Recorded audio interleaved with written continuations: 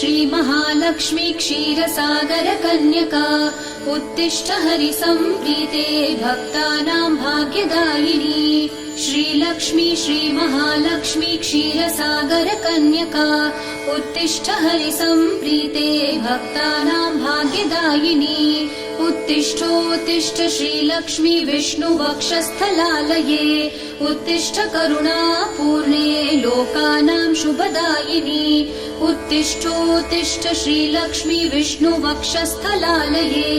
उत्तिष्ठ करुणापूर्णे लोकानां शुभदायिनी श्रीपद्ममध्यवसिते वरपद्मनेत्रे श्रीपद्महस्तचिरपूजित पद्मपादे श्रीपद्मजातजननी शुभपद्मवक्त्रे श्रीलक्ष्मी भक्तवरदे तव सुप्रभातम्।